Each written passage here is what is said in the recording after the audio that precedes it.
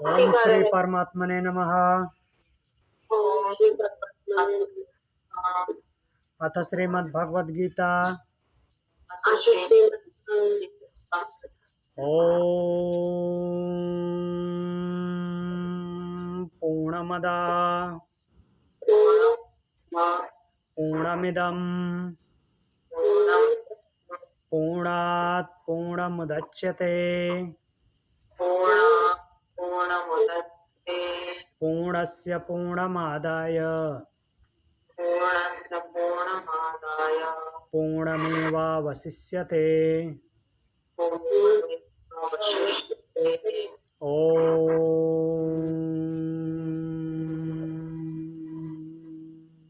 शांति शांति शांति।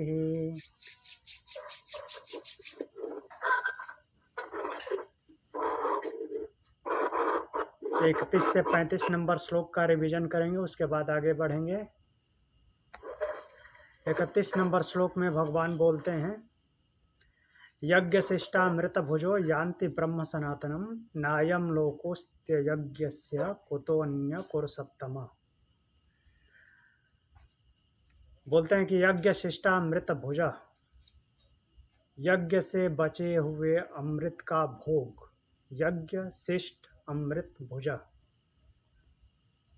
तो यज्ञ से बचे हुए अमृत का सेवन जो करते हैं वे क्या होते हैं? सनातनम ब्रह्म यान्ति, सनातन ब्रह्म को प्राप्त होते हैं। अयज्ञस्य अयम लोकः नास्ति, जो यज्ञ नहीं करते अर्थात जो लोक कल्याणकारी कार्य नहीं करते उनके लिए यह लोक ही नहीं है, अन्य कहाँ से होगा? अन्य कुतः? हे पुरुषोत्तम, हे पुरुषोत्तम, जो लोग यज्ञ से बचे हुए अमृत का भोग करते हैं अर्थात जो कुछ भी उनको प्राप्त होता है उसको जिसको जाना चाहिए उन सब में वितरित करके जो बचता है उसका भोग करते हैं, वो तो सनातन ब्रह्म को प्राप्त होते हैं। और जो यज्ञ नहीं करते अर्थात कोई लोक कल्याण का कार्य नहीं करते उनके लिए यह लोक नहीं है, दूसरा कहाँ से हो सकता है? अर्थात इस जन्म में ही नहीं सुखी होंगे, वो दूसरा जन्म की तो बात ही छोड़ दीजिए। अगला श्लोक बोलते हैं,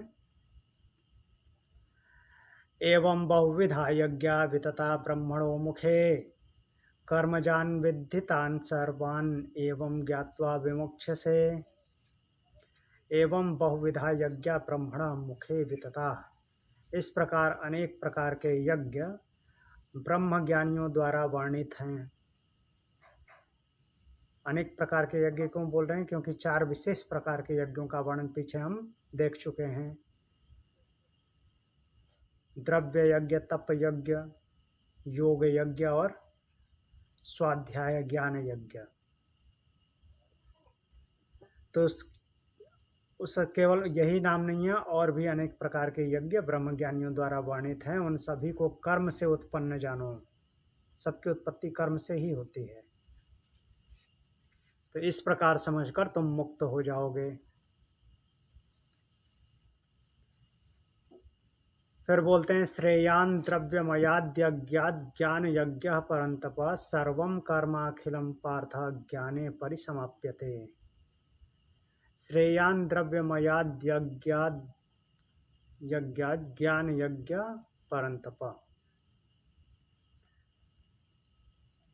तो यहाँ पे भगवान बोल रहे हैं, कंपेयर करते हुए यज्ञों का कौन यज्ञ श्रेष्ठ है। तो बोलते हैं कि हे परंतप,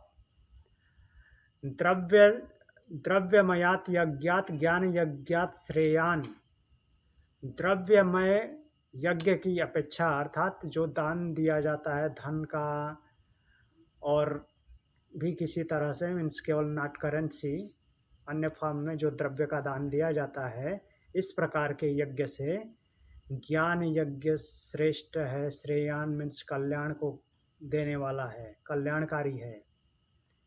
सर्वम अखिलम कर्म ज्ञाने परिसमाप्यते। अखिलम कर्म मीन्स संपूर्ण ब्रह्मांड के कर्म, सर्वम अखिलम दोनों शब्द आया है, सभी और अखिल में जितने भी कर्म हैं वो सब ज्ञाने परिसमाप्यते, ज्ञान में आकर के समाप्त हो जाते हैं।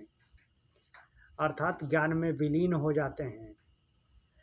जब ज्ञान की पराकाष्ठा होती है तो कर्म बचता ही नहीं। आगे बोलते हैं, तद्विद्धि प्रणिपातेन परिप्रश्नेन सेवया उपदेच्छन्ति ते ज्ञानम ज्ञानिनस्तत्वदर्शिनः। इस ज्ञान को प्राप्त कैसे करें उसके बारे में बताते हैं। तद्विद्धि प्रणिपातेन, तो इस ज्ञान को तत्, ज्ञान के लिए आया है शब्द तत्। इस ज्ञान को प्रणिपातेन परिप्रश्नेन सेवया, 3 उपाय बताए हैं। 3 चीज़ें करो ये ज्ञान मिलेगा। प्रणिपातेन, प्रणिपात करो अर्थात विनम्र हो जाओ, समर्पित हो जाओ। परिप्रश्नेन, परिप्रश्न करो अर्थात जिज्ञासा जागृत करो, जानने की इच्छा पैदा करो। सेवा, सेवया विद्धि, और सेवा भाव से समर्पित रहो।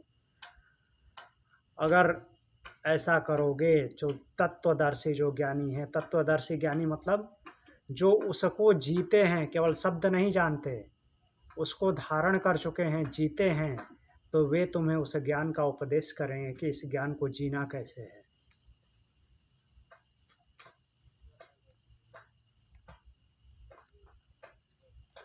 फिर 35 नंबर श्लोक बोलते हैं, यज्ञात्वा न पुनर्मोहम एवं यास्यसि पांडव येन भूतान्यशेषेण द्रक्ष्यस्यात्मन्यथो मयि। बोलते हैं, हे पांडव, यत् ज्ञात्वा त्वं पुनः एवं मोहम न यास्यसि। हे पांडु पुत्र, उस ज्ञान को जान करके तुम फिर कभी मोह में नहीं पड़ोगे।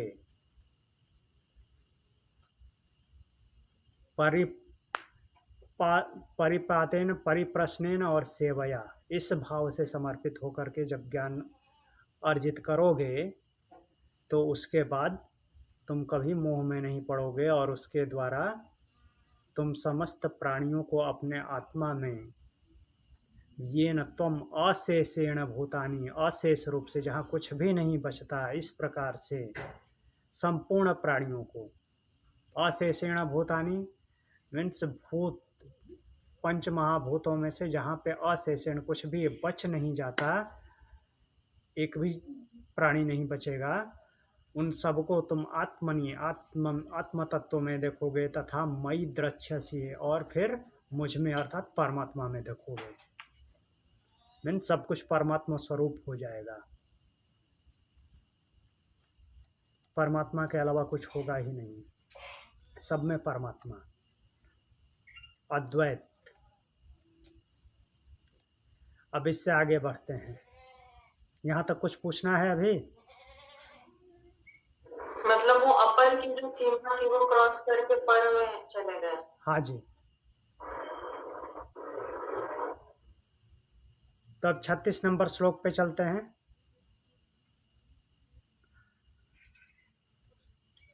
तो 35 नंबर श्लोक में भगवान ने ज्ञान का फल बताया। ज्ञान प्राप्त होने पर क्या होगा? मोह समाप्त हो जाएगा, और साधक समस्त प्राणियों को आत्म तत्व में अर्थात आत्मा में, और फिर उसी को परमात्मा में देखता है। अब यहाँ पे प्रश्न उठता है कि यदि कोई व्यक्ति अत्यधिक पापों से ग्रस्त हो, महापापी हो, तो क्या वह भी इस ज्ञान का अधिकारी है? लोग बोलते हैं ना, महापापी है, इसका कभी कल्याण नहीं होगा। तो यहाँ पे प्रश्न है कि ठीक है, जो ज्ञानी है वो पराकाष्ठा पे पहुंचा है, वो तो ऐसा कर लेगा,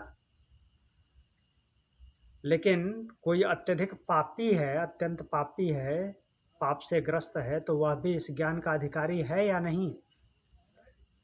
क्या अतीत की गलतियां ज्ञान के मार्ग में बाधा बनती हैं?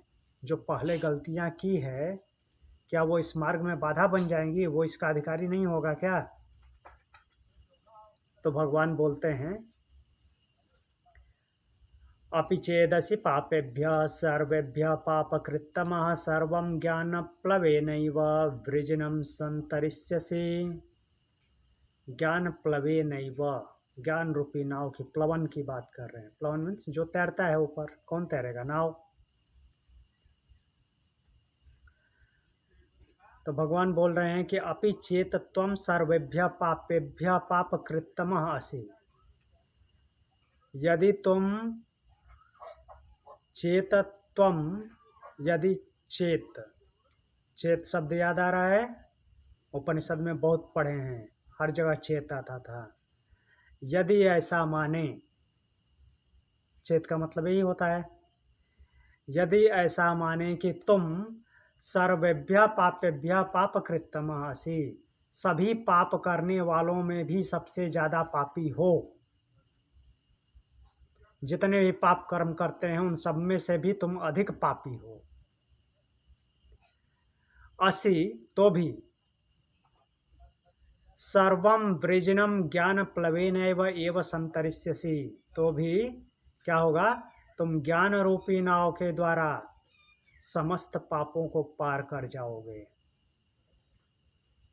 ज्ञान की नौका में बैठ जाओ, समस्त पापों को पार कर जाओगे। तो यह श्लोक ज्ञान की असीम शक्ति का उद्घोष करता है। यहाँ निराशा के लिए कोई स्थान नहीं है।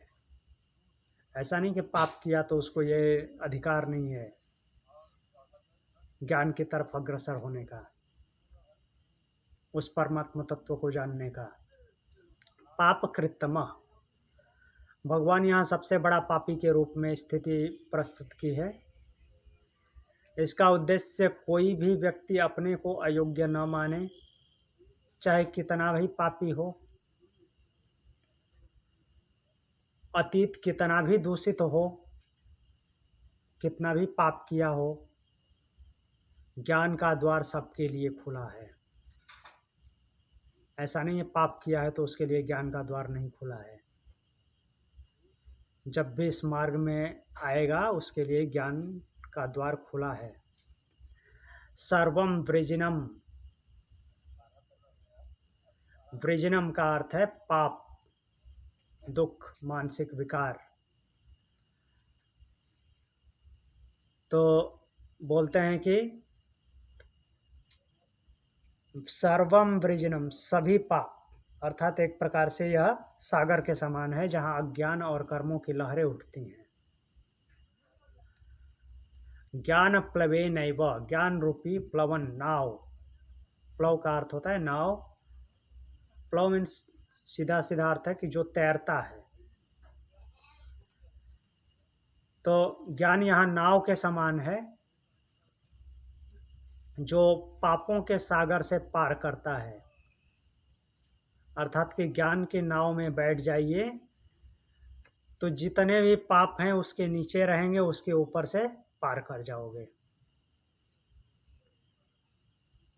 तो यह अत्यंत सुंदर उपमा दिए हैं भगवान यहाँ पे। स्वयं तैरने की शक्ति न हो, पापी हो, तो ज्ञान की नौका में बैठ जाओ, ये ज्ञान की नौका पार कराएगी। ज्ञान की नौका से उतरना नहीं है। संतरिष्यसि, संतरिष्यसि, तरिष्यसि के पहले उपसर्ग जोड़ दिए हैं। सन, तरिष्यसि मीन्स पार कर जाना। संतरिष्यसि, बिल्कुल संदेह ही नहीं है, पार होना ही है। तो एकदम दृढ़ आश्वासन देते हैं। तो यह श्लोक एक अद्भुत सत्य सिखाता है। अतीत चाहे जैसा भी हो, कितना भी पाप किया हो, और वर्तमान में वो ज्ञान की नौका में बैठ गया तो क्या करेगा? पापों से पार करा देगा। पाप अज्ञान से उत्पन्न होता है और ज्ञान उस अज्ञान को जड़ से समाप्त कर देता है। इसलिए ज्ञान से पाप का अस्तित्व ही समाप्त हो जाता है और साधक क्या होता है? पाप को पार कर जाता है। आगे बढ़ते हैं। 37 नंबर श्लोक।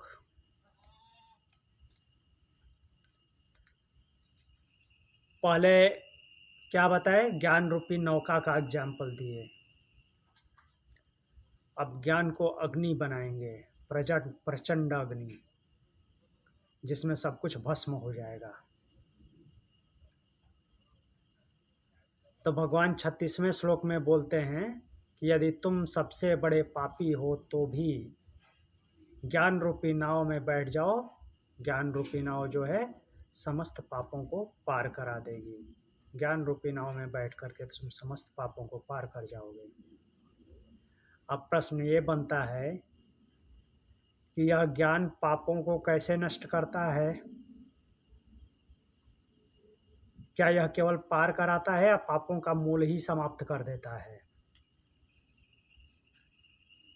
पाप के ऊपर ऊपर चल के केवल पार करा देगा, पापों का ही मूल समाप्त कर देगा, जड़ से समाप्त कर देगा। तो इसके लिए श्लोक बोलते हैं, यथैधांसि समिद्धोग्नि भस्मसात् कुरुते अर्जुन, ज्ञानाग्नि सर्वकर्माणि भस्मसात् कुरुते यथा।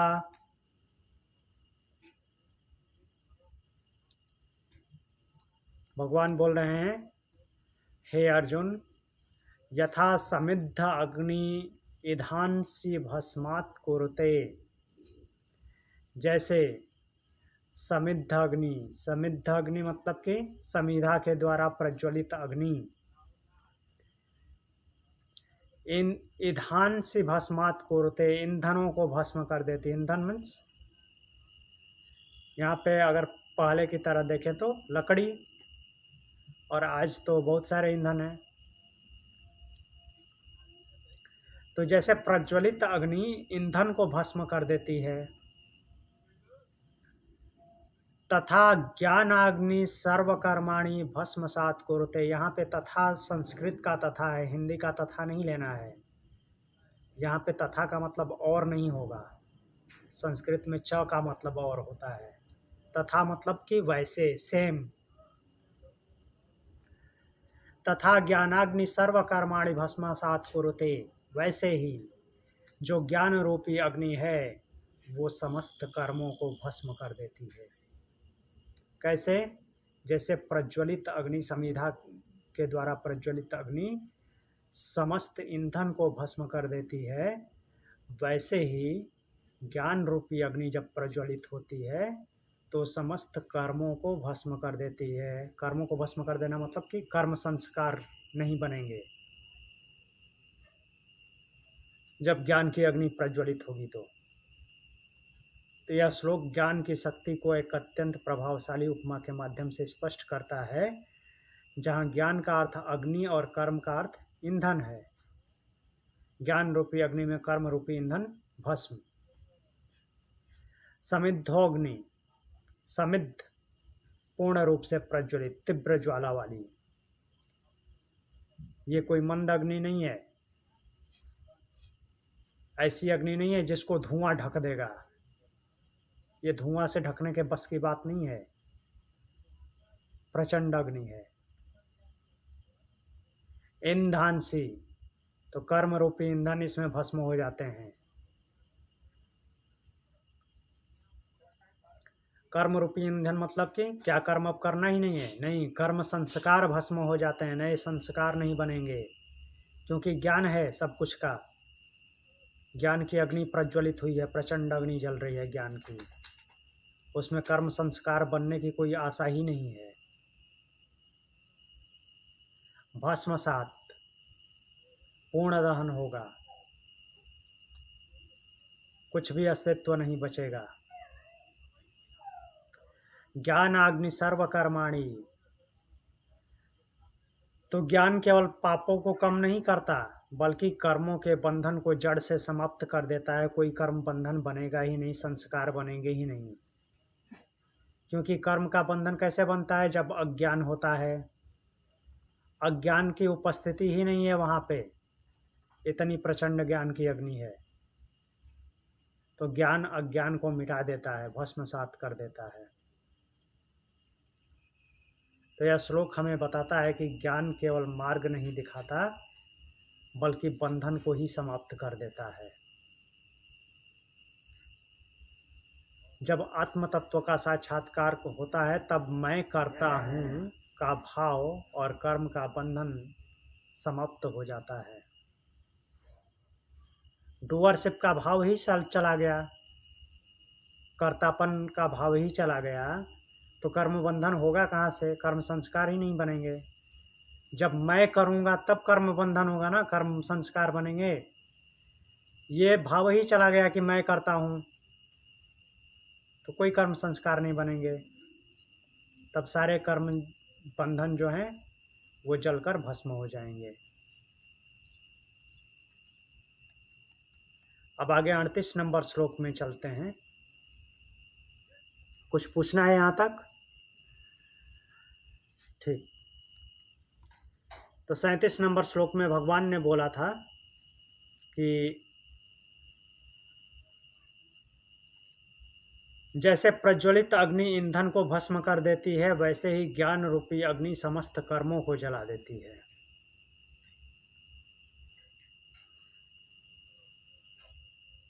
ज्ञान की अग्नि समस्त कर्मों को अर्थात कर्म बंधन को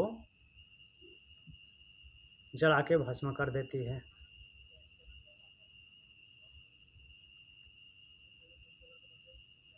अब यहाँ पे प्रश्न उठता है कि यदि ज्ञान इतना शक्तिशाली है कि वह सभी कर्मों को जला देता है, तो उसकी वास्तविक महिमा क्या है? कैसे उसको जाने? क्या इस संसार में कोई ऐसी वस्तु है जो ज्ञान के समान पवित्र हो या श्रेष्ठ हो?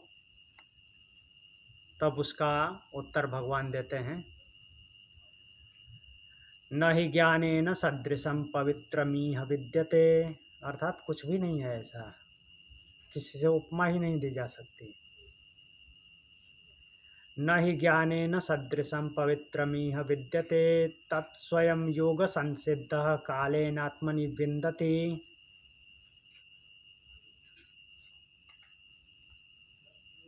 बोल रहे हैं कि इह ज्ञानेन सदृशं पवित्रम न ही विद्यते। इस संसार में ज्ञान के समान कोई भी पवित्र करने वाला नहीं है। कोई ऐसे दूसरा चीज़ है ही नहीं जिससे उसका कंपेयर करके उपमा दी जाए कि ऐसा है। बोल रहे हैं योग संसिद्ध कालेन तत् स्वयं आत्मनि विन्दति। योग में सिद्ध हुआ साधक कालेन तत् स्वयं आत्मनि विन्दति, समय के साथ कालेन तत्स्वयं व स्वयं उस ज्ञान को आत्मनि विन्दति अपने भीतर प्राप्त कर लेता है। अर्थात तो वो खुद जानेगा कि ज्ञान कितना प्रचंड है। उसकी उपमा किससे नहीं दी जा सकती। इस ज्ञान के सदृश पवित्र करने वाला और कुछ भी नहीं है।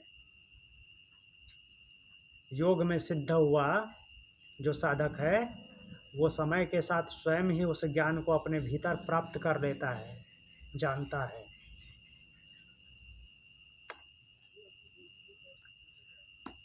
तो यह श्लोक जो है ज्ञान की परम महिमा को उद्घाटित करता है।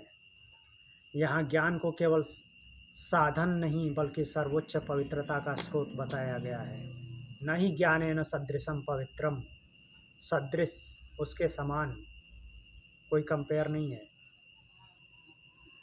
भगवान स्पष्ट कहते हैं कि संसार में ज्ञान के समान पवित्र करने वाली कोई वस्तु नहीं है। दान तप और योग शुद्ध करते हैं, परंतु ज्ञान क्या करता है? मूल अज्ञान को समाप्त कर देता है, जड़ के साथ अज्ञान को मिटा देता है। फिर से अंकुरित होने की कोई गुंजाइश ही नहीं है। पवित्रता का यहाँ पे अर्थ है बाहरी शुद्धि नहीं, आत्मिक शुद्धि। तो ज्ञान मन के विकारों को मिटाता है, अहंकार को समाप्त करता है और आत्मा को उसके शुद्ध स्वरूप में प्रकट कर देता है। आत्म तत्व तक का ज्ञान करा देता है, उसी को ज्ञान की पराकाष्ठा बोलते हैं। योग संसिद्ध, योग संसिद्ध वह है जिसने योग का निरंतर अभ्यास किया है। संसिद्ध, केवल सिद्ध की बात नहीं कर रहे हैं, पूरी तरह से सिद्ध, जो साधना में परिपक्व हो चुका है।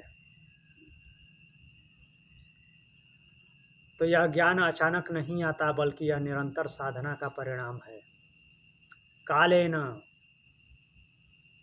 कालेन अर्थात समय की महिमा बताए हैं। ज्ञान तुरंत प्राप्त नहीं होता है, समय के साथ अभ्यास, अनुभव और परिपक्वता आती है धीरे धीरे। इसके बाद धीरे धीरे ज्ञान प्रकट होता है। उसकी पराकाष्ठा मीन्स ज्ञान की तरफ आगे बढ़ते जाते हैं, पराकाष्ठा की तरफ धीरे धीरे आगे बढ़ते जाते हैं। आत्मनि विन्दति, आत्मनि विन्दति, आत्मनि बोलने का क्या मतलब है कि ये ज्ञान बाहर से नहीं आता, पहले से ही भीतर है।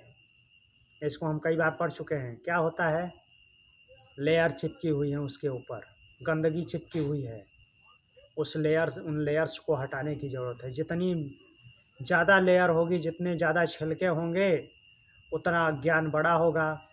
और जैसे जैसे अज्ञान के छिलके हटाते जाएंगे, लेयर्स हटाते जाएंगे, ज्ञान प्रकट होता जाएगा, ज्ञान के नज़दीक चलते जाएंगे। तो ये पहले से भीतर है। तो जो गुरु होता है या शास्त्र होते हैं, केवल उसे प्रकट करने का माध्यम है, वो उपाय बताते हैं।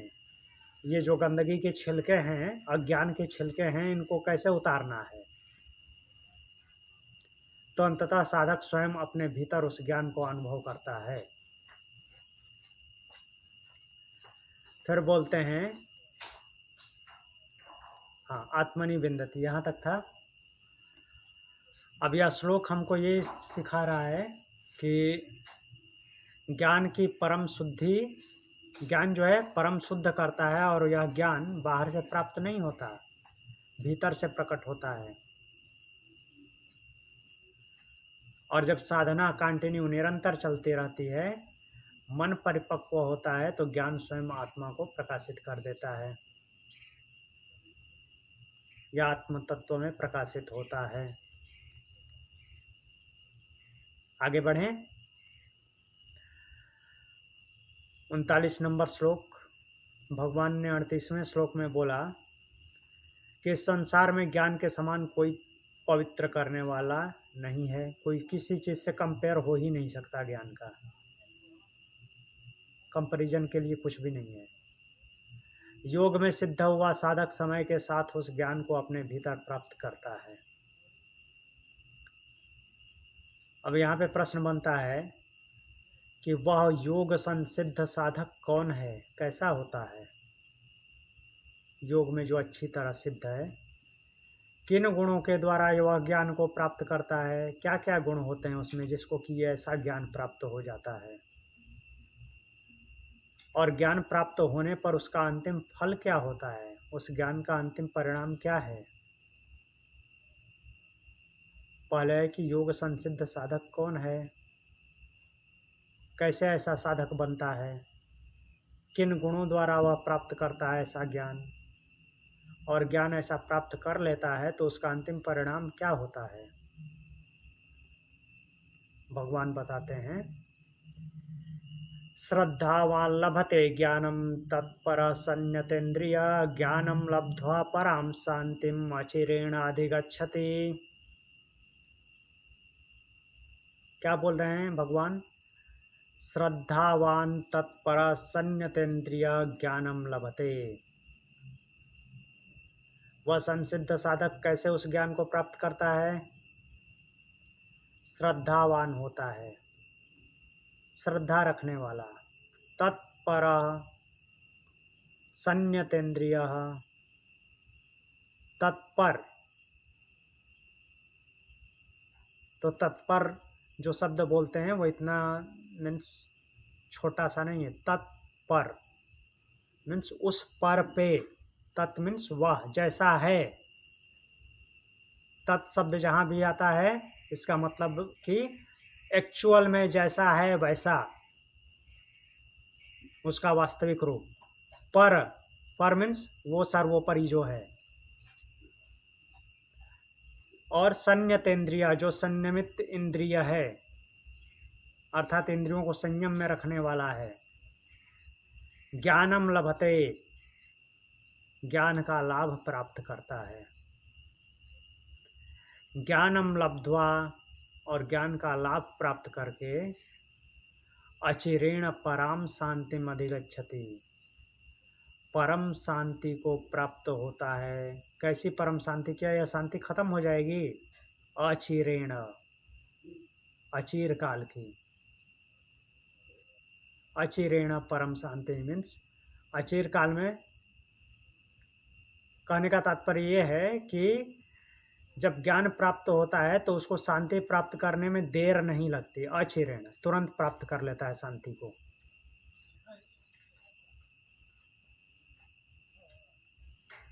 तो इसकी व्याख्या देखते हैं।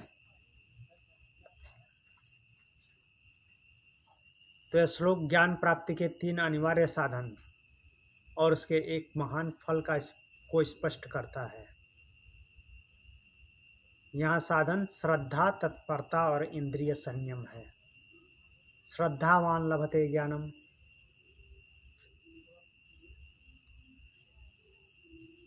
तो जिसका परिणाम क्या है लास्ट में? परम शांति। और वो भी कितना टाइम लगता है उसको प्राप्त करने में? अचिरेण, कोई चिरकाल नहीं है। अचिरेण समय ही समाप्त है, 0 टाइम। श्रद्धावान, श्रद्धावान शब्द का यूज किए हैं। श्रद्धा का अर्थ है जो विश्वास रखता है, आस्था है। तो यहाँ पे अंधविश्वास की बात नहीं है, सकारात्मक स्वीकृति है। बिना श्रद्धा के ज्ञान का बीज अंकुरित नहीं होता।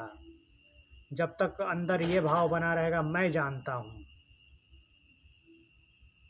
नहीं प्राप्त होगा ज्ञान।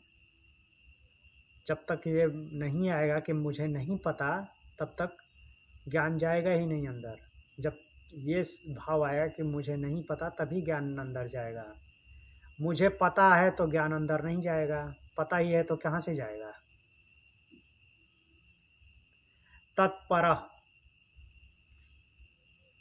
तत्पर अर्थात उसी में समर्पित है, जैसा है वैसा ही।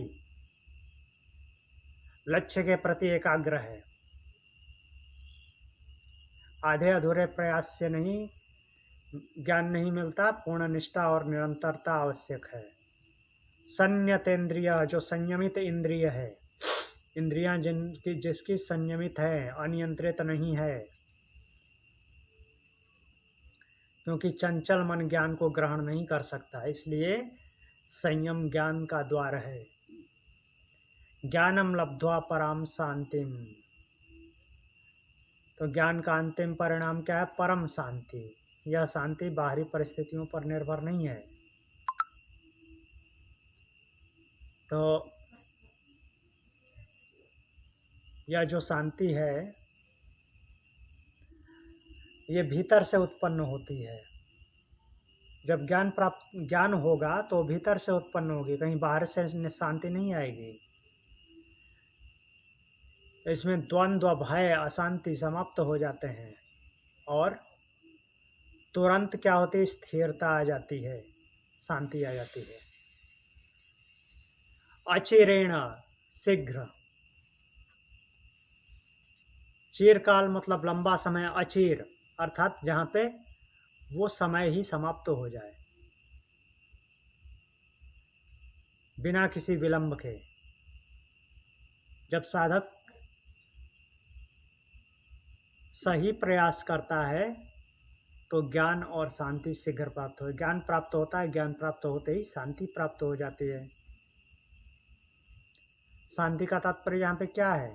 शांति मतलब कि जहाँ पे कोई हलचल ना हो, न सत्व गुण की हलचल हो, न रजो गुण की हलचल हो, न तमो गुण की हलचल हो। सब क्या है? बैलेंस हो गए, एक सीधी लाइन बन रही है, कोई फ्लक्चुएशन नहीं।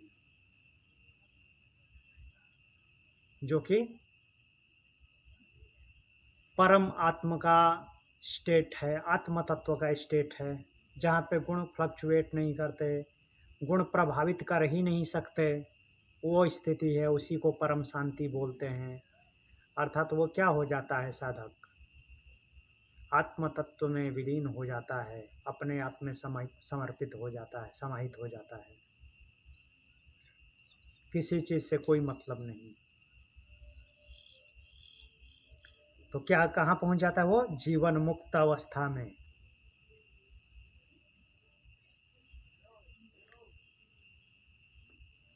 तो यह श्लोक हमें बताता है कि ज्ञान केवल बुद्धि से नहीं बल्कि हृदय से और जीवन के अनुशासन से प्राप्त होता है। जब श्रद्धा से हृदय खुलता है, अर्थात विवेक जागृत होता है, तत्परता से प्रयास गहरा होता है और संयम से मन स्थिर होता है, तब ज्ञान प्रकट होता है, विवेक ख्याति होती है और उसके साथ ही परम शांति आती है। एक और श्लोक देख लेते हैं, 40 नंबर श्लोक। तो 39 नंबर श्लोक में भगवान ने बोला, ज्ञान प्राप्ति के 3 अनिवार्य साधन बताए वहाँ पे, श्रद्धा, तत्परता और संयतेंद्रिय, इंद्रिय संयम, और उसका फल भी बताया। परिणाम क्या होगा? परम शांति। अब यहाँ इस पे प्रश्न उठ जाता है इस पे कि यदि इन गुणों का अभाव हो तो क्या होगा? श्रद्धा न हो, तत्परता न हो, इंद्रिय संयम न हो तो क्या होगा? यदि मनुष्य श्रद्धाहीन है, संशयग्रस्त है, संशय करता है, संदेह करता है,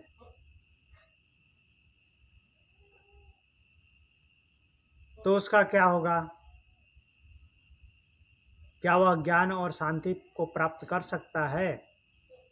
उसको ये परिणाम मिलेगा परम शांति का? तो भगवान बोलते हैं, अज्ञश्च श्रद्धधानश्च संशयात्मा विनश्यति, नायं लोकोस्ति न परो न सुखम संशयात्मनः। जो संशय वाला है, संदेह करता है, उसके बारे में बोलते हैं। श्रद्धावान नहीं है तो बोलते हैं अज्ञ।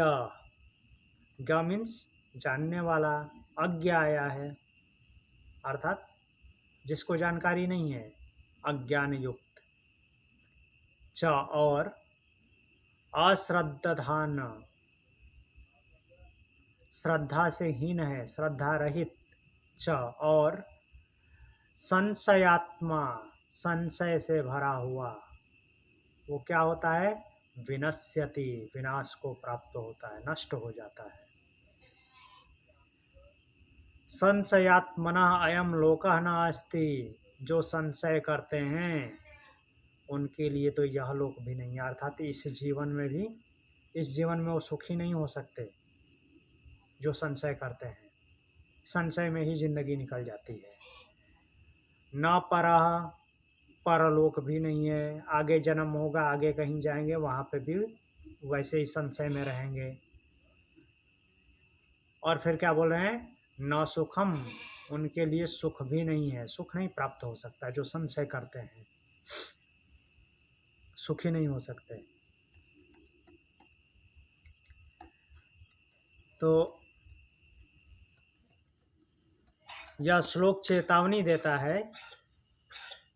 पिछले श्लोक में सकारात्मक मार्ग बताया था भगवान ने, अब यहाँ उसके विपरीत परिणामों को स्पष्ट कर देते हैं।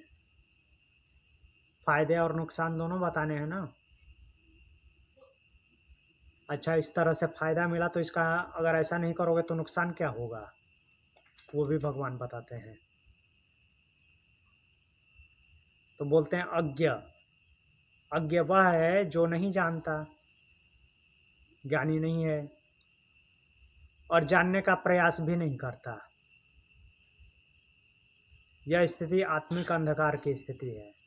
अश्रद्धान, श्रद्धा का अभाव, श्रद्धा ही नहीं है।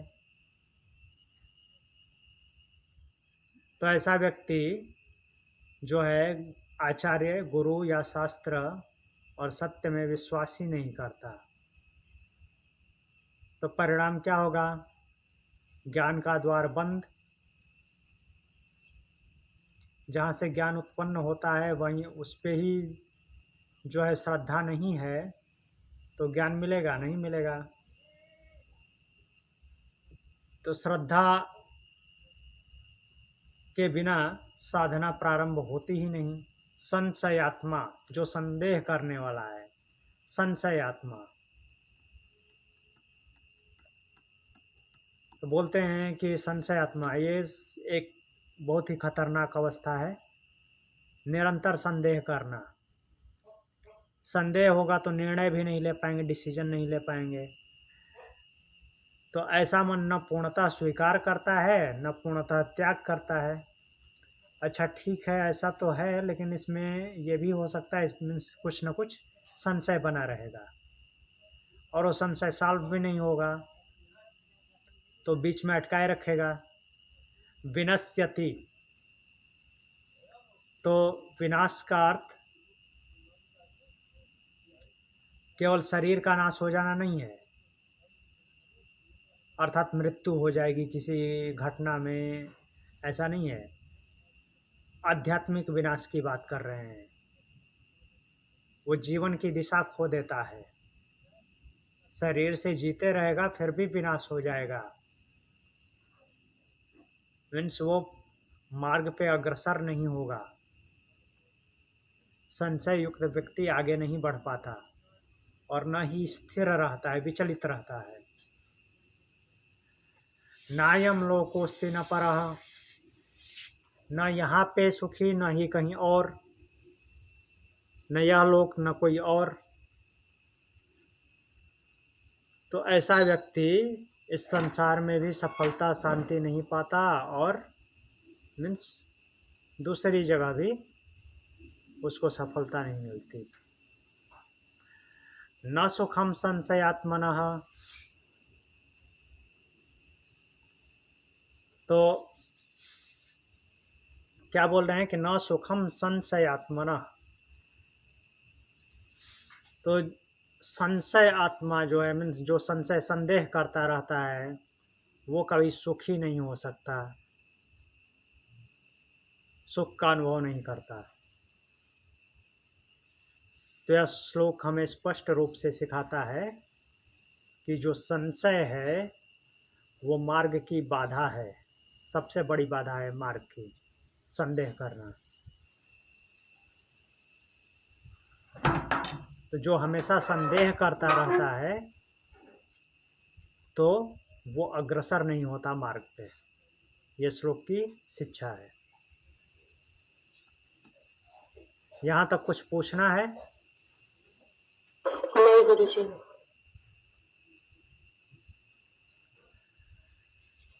चलिए ध्यानात्मक मुद्रा में बैठ जाइए, आगे इसका रिवीजन कर लेते हैं। 36 से 40 नंबर श्लोक। ओके गुरुजी।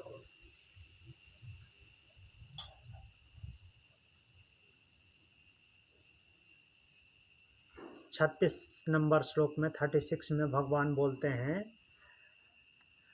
अपि चेदसि पापेभ्यः सर्वेभ्यः पापकृत्तम सर्वं ज्ञानप्लवेनैव वृजिनं संतरिष्यसि।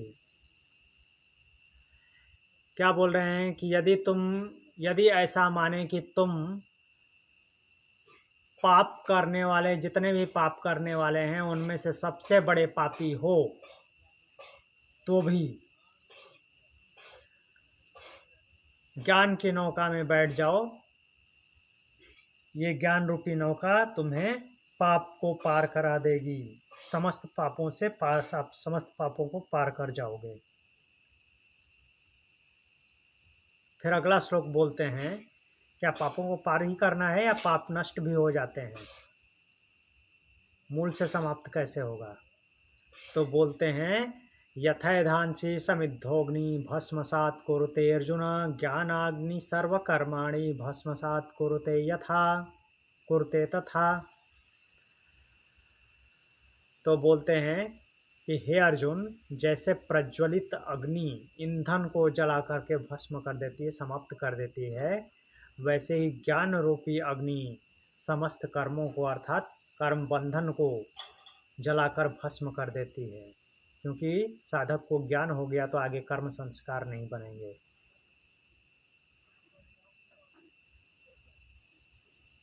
आगे 38 नंबर श्लोक बोलते हैं ज्ञान की महिमा को और आगे बढ़ाते हुए, न हि ज्ञानेन सदृशं पवित्रमिह विद्यते तत्स्वयं योग संसिद्ध कालेनात्मनि विन्दति। बोलते हैं कि ज्ञान की उपमा किसी से दी ही नहीं जा सकती। ज्ञान इतना ऊपर है। न ही ज्ञानेन सदृशं पवित्रमिह विद्यते, ज्ञान जैसा पवित्र करने वाला और कुछ भी नहीं है। तत्स्वयं संसिद्ध कालेनात्मनि विन्दति, तो योग में सिद्ध हुआ साधक समय के साथ स्वयं उस ज्ञान को अपने भीतर प्राप्त करता है, अनुभव करता है। किसी से कंपेयर करके बताया नहीं जा सकता कि ज्ञान ऐसा होता है। आगे 39 नंबर श्लोक में बोलते हैं, कौन ऐसे ज्ञान को प्राप्त करता है और किस तरह से प्राप्त करता है, और प्राप्त करता है तो उसका परिणाम क्या होता है। श्रद्धावान लभते ज्ञानम तत्परः संयतेन्द्रिया ज्ञानम लब्ध्वा पराम शांतिम अचिरेणाधिगच्छति। जो श्रद्धावान है वो क्या होता है, ज्ञान का लाभ प्राप्त करता है। श्रद्धावान लभते ज्ञानम तत्परम संयतेन्द्रिया, तत्पर है अर्थात उस पर में वैसा का वैसा ही समर्पित है, इंद्रियों को संयम में रखने वाला है, तो वो क्या करेगा, ज्ञान को प्राप्त करता है। ज्ञानम प्राप्त, और फिर क्या करेगा, ज्ञानम लब्ध्वा, ज्ञान को प्राप्त करके अचिरेणा परम शांतिम अधिगच्छति, बिल्कुल समय ही नहीं लगता, परम शांति को प्राप्त करता है। फिर अंतिम श्लोक है आज जो हमने पढ़ा था, अज्ञश्च श्रद्धानश्च संशयात्मा विनश्यति नायं लोकोस्ति न परो न सुखम संशयात्मना। अब उसके विपरीत परिस्थितियों वाले की बात करते हैं भगवान, कि जो अज्ञानी हैं, अश्रद्धावान है, श्रद्धा नहीं है, जिनके पास श्रद्धा नहीं रखते, वो क्या होते हैं, संशय से भरे हुए मनुष्य नष्ट हो जाते हैं। ऐसे संशयी जो लोग होते हैं उनके लिए न तो यह लोक है और न ही परलोक है, न तो यहाँ तो सुखी होते हैं और न ही अन्यत्र, कहीं सुख नहीं है उनके लिए। न तो यह लोक है, न परलोक है और न ही सुख है, कहीं अच्छे से नहीं रह सकते। चलिए समापन श्लोक पढ़ लेते हैं। ओम तत्सदिति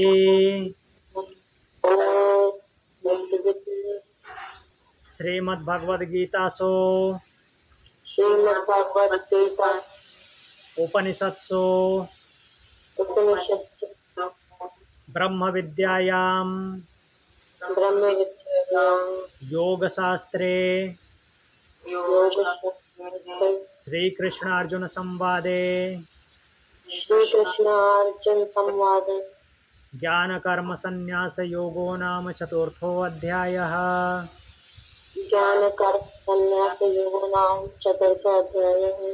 हरि ओम।